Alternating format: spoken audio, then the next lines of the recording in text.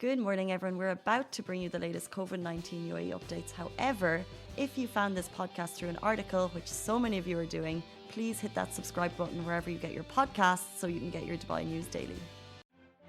Good morning, Dubai. It's Sunday. We're here to bring you all the latest stories that everyone in Dubai is talking about. We're talking about Britain plans to remove quarantine for vaccinated individuals. Will it affect us here in the UAE? We're still not sure. We're also be talking about tributes rolling in, of course, following the death of Chris Eubank's son, Sebastian, here in Dubai. And we'll also be talking about Dubai's conference, tries out the world's deepest pool that transforms you to another world. We have to speak more of that later, and Casey went there as well. So, all the tea from that. And Farhana Bodhi is slaying in a stunning gown at the Cannes Film Festival. And the big interview. Yes, Waleed Shah is in studio. We're going to be talking to him all about his latest campaign, which has become a book, Rock Your Ugly, talking about insecurities and let's not be shy about them. But before we get into that, first of all, a quick shout out to my sister-in-law who's in labour right now. Baby's coming. Baby! I think she's at the point where she's not at the hospital just yet, but my whole family's like on WhatsApps waiting for updates because she's in America, my mum is in Ireland, and we're here. But good luck, Chloe, and good luck, Michael. Exciting. Your life is about to change. It's about to get really busy. Enjoy that. It's a baby girl. It's a baby girl. So we're super duper excited. Who else is excited? English people and Italian people have booked out venues across the city. It's nearly impossible to get a table. Will England bring it home? I feel... Yeah, no. What's your affinity? Why England? Why not Italy? Why do you support England? Just out of curiosity. I'm going with the flow. I believe in the statement of it's coming home. You know what? Because it might just... I just don't get it. What do you mean? What does that mean? They've been so England, close. Like England hasn't won an international tournament in such a long time. Neither is Ireland. Yeah, Okay, but they're not in the finals. England, like England, that's where football originated.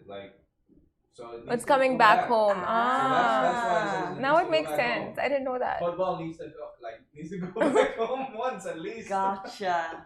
Okay. I get that. That's okay, like fine. I want it back in child England. that hasn't returned to their parents. A very, very, very long time. Very long time. 1966, they won the World Cup in Wembley. And now the finals of the Euros is happening in Wembley. Yep. Okay, you have converted me. I want to go to England now. Guys, where are you watching it? By the way, there's heaps of places across the city. La Cantina is a football stadium. Emirates Golf Club has made this massive giant cube for football supporters. It's definitely booked out. But you gave me some massive tea on that before the show.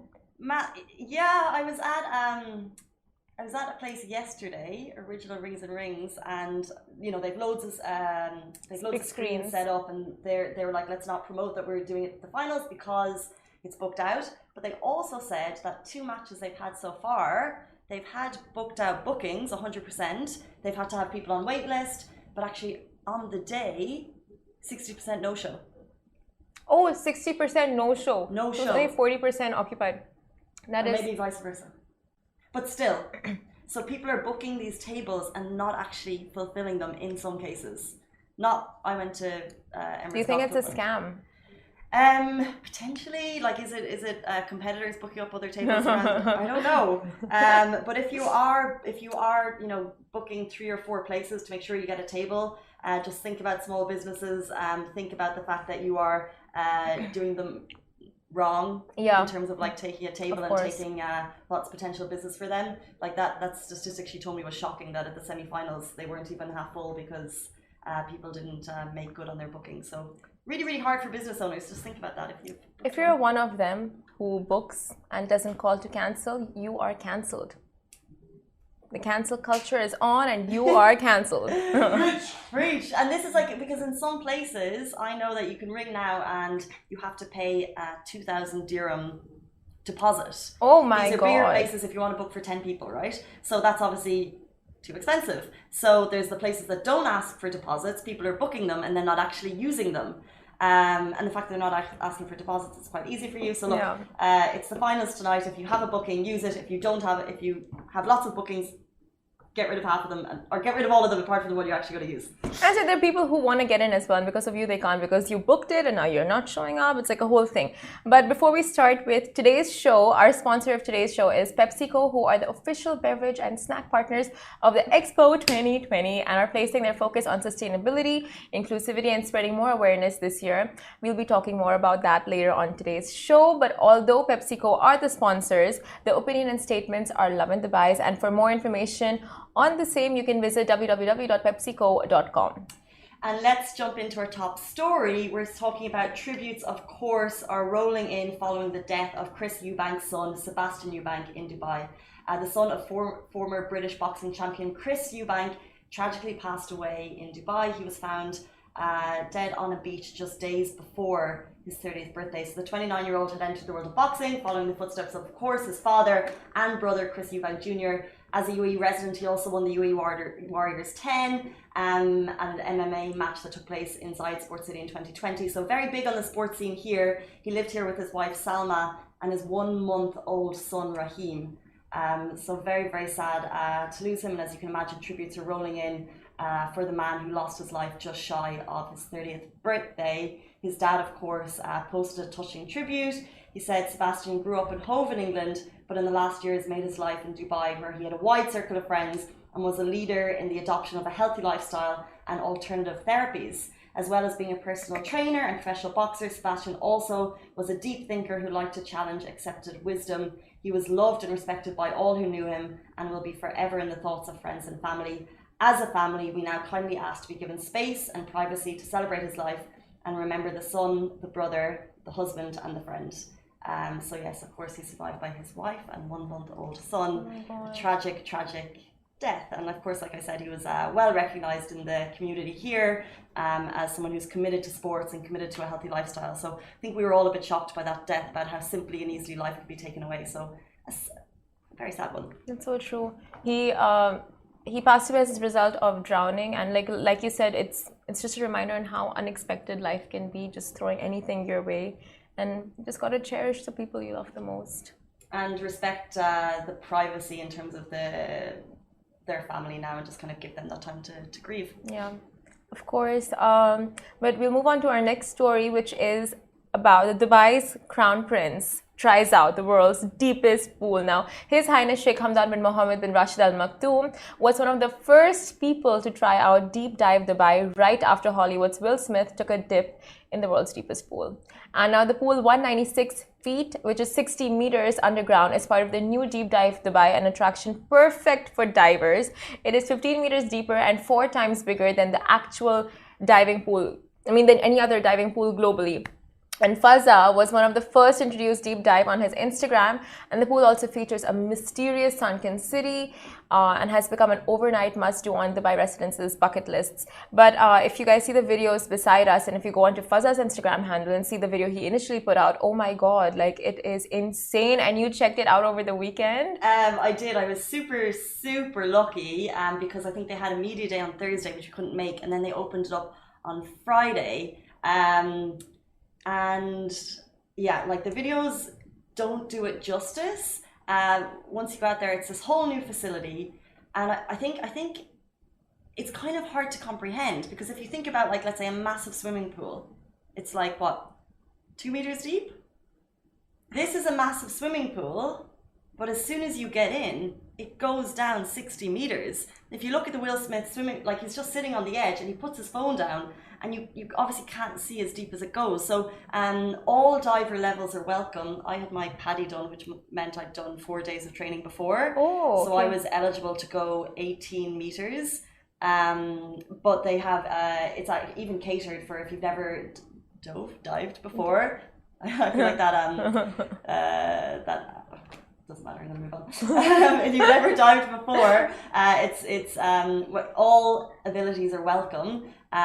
They set you up. I was with Lear, who was training me. She was fantastic. She kind of really made me comfortable because it's been a while since I've been it. But it is unbelievably cool down there. It's kind of like Dubai, because there's a photo opportunity at every moment. Oh, was there a photographer following you around? How did you get the videos? Because it was there and it'll be Casey posted the whole thing on Lovin Dubai, but how did you get the videos? So there is a photographer down there. So it's kind of like if you do any type of let's say if you go and skydive Dubai, they'll give you a video after. So there's a photographer down there, and then like I don't want to give away every little secret that's there, but it feels like every moment around every corner there was something new, and you're like, that's so cool, and because let's say like I was quite nervous at the beginning, like trying to find my routes, and I was really just like tunnel vision, and then like, oh, there's a toilet there, there's a toilet there, and there's a sports car there, obviously because it's Dubai, you're underwater, like so cool. It opens for public bookings at the end of the month. I believe it's 800 dirham per person.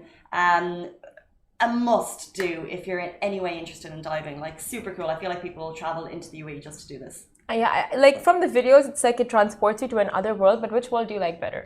Would you stay back there if you had the choice? Like if you had to become a mermaid and just like stay there with your closest ones, or would you just come back? Well, I didn't like the wrinkly hands, you know, when you're down there for like an hour, because it meant I was. No, like if you transformed into a mermaid. If it wasn't you anymore.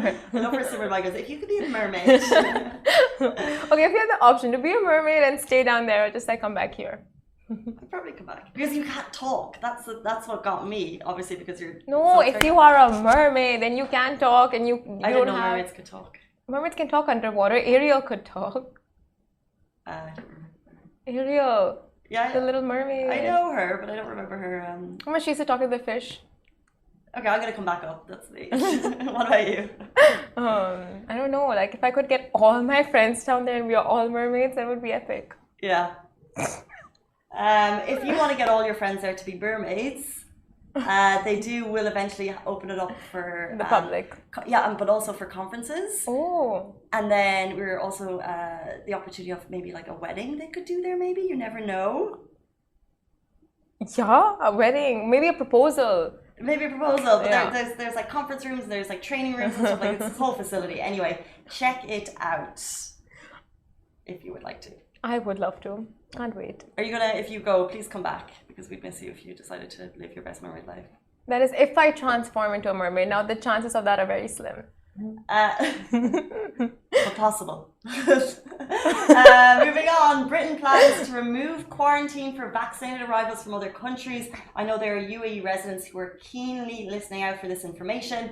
So a day after the recent announcements for a rule change for vaccinated individuals in the UK was made, Transport Minister Grant Shapps announced Britain's plans to scrap quarantine for fully vaccinated arrivals from other countries in the coming weeks. Now, please take this with a pinch of salt for what it might mean for us UAE residents, as we're still on the UK red list. But Shapps did tell Sky News on Friday that they would want to be able to open that up for people who are actively working on it. He also added that in the next couple of weeks, he'll be able to come forward and say more about locations around the world. This, of course, comes after Thursday's announcements that vaccinated British residents arriving from England from medium amber risk countries no longer needed to self-isolate on arrival. So it's still very much up in the air, but it looks like things could be resolving soon. Of course, the fact that we're still on the red list is the pain point here, because I think if you're on an amber list, it means that your quarantine would be scrapped in the UK, but as a UK red list traveller, you're still with the UK citizens, we'll still have to do that quarantine. So we're still there in that limbo period. However, it looks like moves are happening to eventually resolve that for you.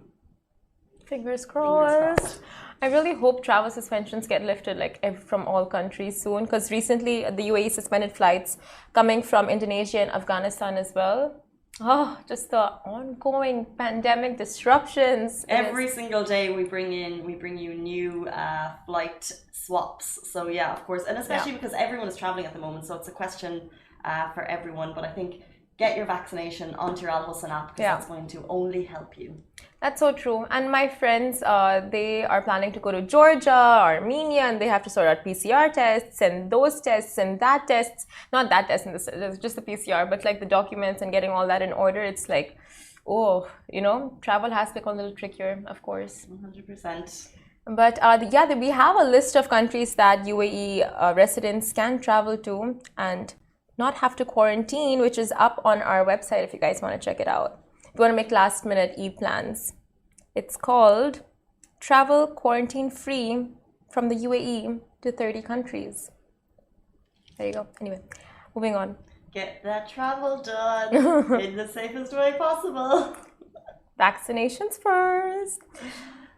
So our next story, Farhana Bodhi slayed in a stunning gown at the Cannes Film Festival. Now, it's always nice to see a Dubai resident and empowered content creators be able to make it anywhere, but of course, especially if it's to attend a prestigious event like the Cannes Film Festival. And I mean, that just shows you've made it.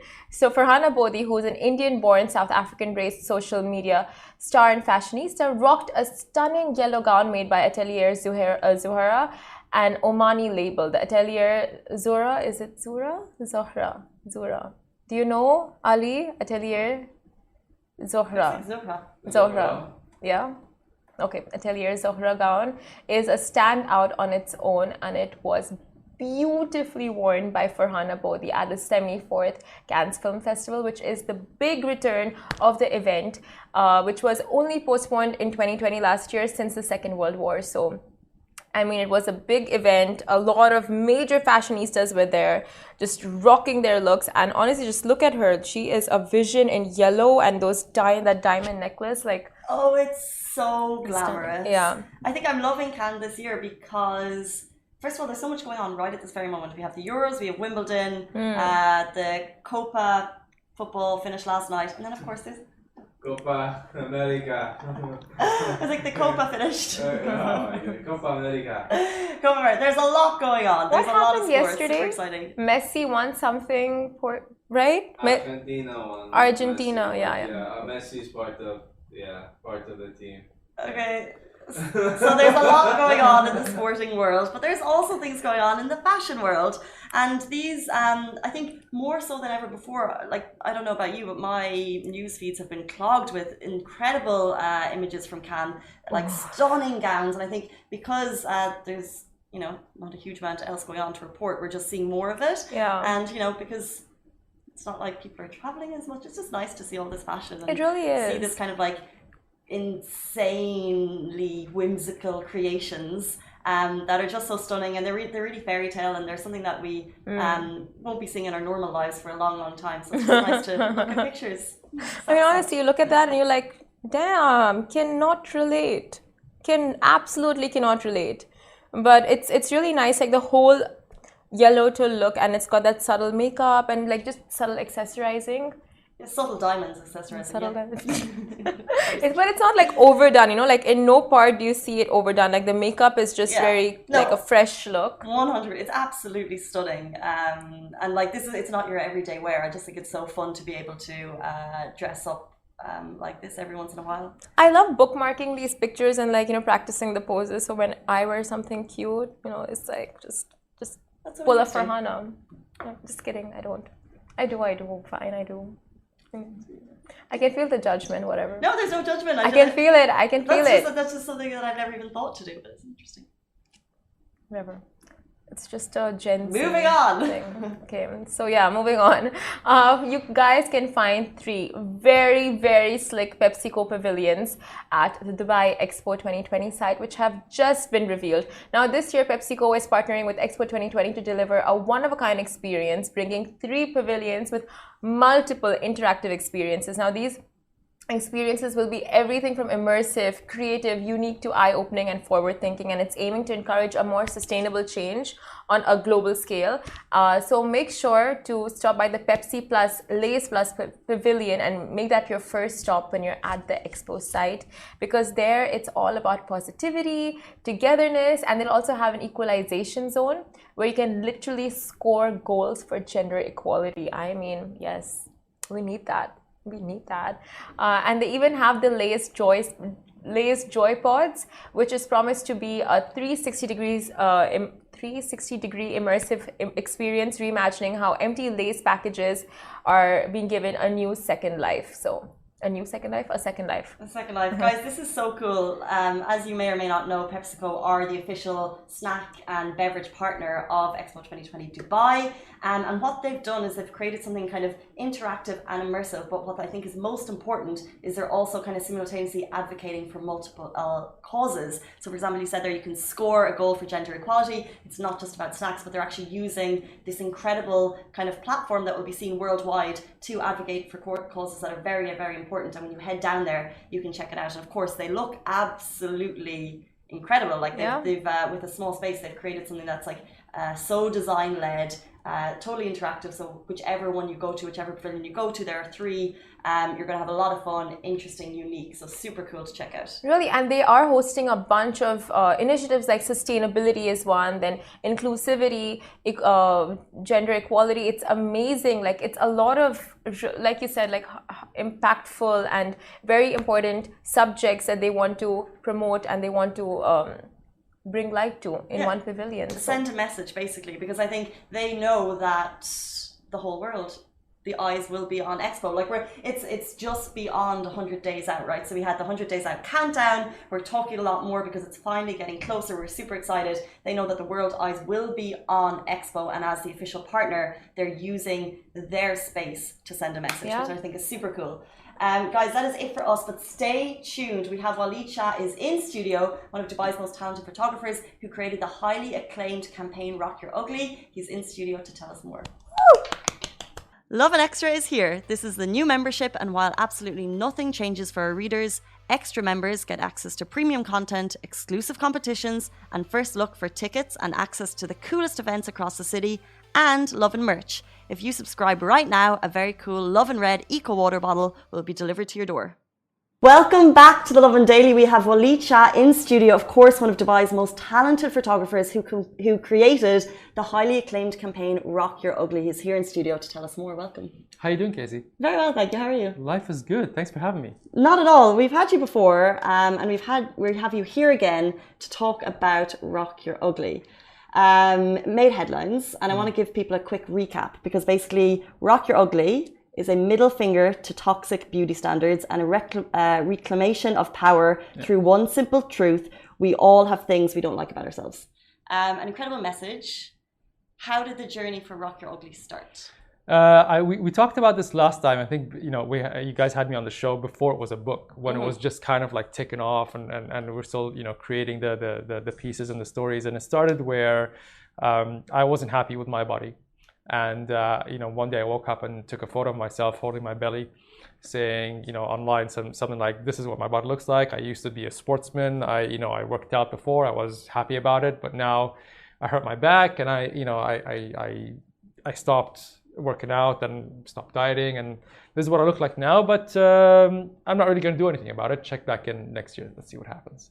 And that resonated with people, and so I kind of I made a note to get back to this one day and explore everybody else's insecurities about their body. And one day I did come back to it, and we went from just talking about bodies to talking about deeper things like mental health and recovery from cancer and other societal issues like abuse and things like that. And it became a whole story that sort of whatever you're going through in your life, it's embodied, it's sort of reflected in your body as well. And it's just stories of real people going through real stuff, and not sugarcoated at all. Well, this is exactly what's interesting, because I introduced you as a photographer, but what's really incredible about Rock Your Ugly is the conversations that resulted from it, right? So can you kind of give us an insight as to how it works in terms of how the stories evolve and how you got deep into kind of people's psyche to really understand what their insecurities were? Yeah. So I mean, the initially, if you see the stories, some stories are like super short, and that's where it first started, where I wasn't going that deep. But the more stories, the more people I spoke to, the deeper the stories became, because I started to learn, hey, there's more to the story than just the image and somebody's body and what they look like. So eventually it became, I'd spend with the person about 2 or 3 hours, sometimes 4. I'd record our conversation, and we'd go really deep into what was bothering them, and it goes back to their childhood and their, how they were parented, how they were, the culture where they grew up, and how that ties to where they are now, what they're feeling about their body and things like that. And then later I'd write out the story based on what they told me. It's sort of almost a word-for-word transcription of what they were telling me, and that's why I think it's powerful because it's in their voice. It's not in my voice, it's in their voice. So there's a few stories where we took parts of it out just because afterwards they weren't comfortable with sharing certain bits and pieces, but most of it is as raw as it comes. Just in terms of the size of this book, how many photographs are in here? How many stories are you sharing? There's 55. That's incredible. Yeah. 55. So 55 photo shoots, 55 kind of personal stories. I saw these, I'm sure you all did. They made headlines, covered by multiple publications. Obviously, your Instagram account shared them too. What was, let's say, for example, the public's reaction? Because, you know, you're showing bodies, you're showing things which are potentially taboo. What was the general reaction to a lot of these stories? Strangely enough, I was expecting a bit of a backlash because a few things I did before, they caught me a backlash. So I was expecting that from this, but surprisingly, it was very positive. Most people were like, yo, this is how we feel. This is, I feel that too. Can we get more stories? People started to share and stuff like that. And I was really surprised. And that sort of gave me a bit of fuel to do more and more. And that's why there's 55. So I'm grateful for that. And I'm pleasantly surprised that there wasn't a backlash. Well, it's so interesting because if you really think about Rock Your Ugly, and when we all kind of try and go a little bit deeper as to what that means, I think that's why it's so thought-provoking and so interesting. The process of making it into a book, though, by the way, congratulations. Thank you. This is a lockdown COVID project. Amazing. So it, as soon as we were locked in, end of March last year, I was like, hold on, I wanted to do this. I wanted to write a book for a while. I've got all this content. It's ready. I've got the stories ready. So it was really a sort of a copy and paste job into a Word document. And thankfully, I found a publisher, the DreamWorks Collective, and they agreed to publish my book. They're like, hey, we love this. And they went with it. You're making it sound easy, but no, this is a long passion project, which I'm sure was not easy. It wasn't easy, but that's sort of the gist of it. Do you have, is this your first book that you've brought kind of to publish? Yeah. That's the first one that's actually, I've got my own sort of, mini publishing house at home. I print and just, for me, but this is the first one that's actually in stores and, there's a proper publisher and you can go walk into a store and buy it, which is a very proud moment for me. Amazing. Yeah. Congratulations. Thank you. If we move on briefly from Rock Your Ugly, because I do want to talk about one of your campaigns that really struck me during COVID, which is, of course, Mawjood. Yeah.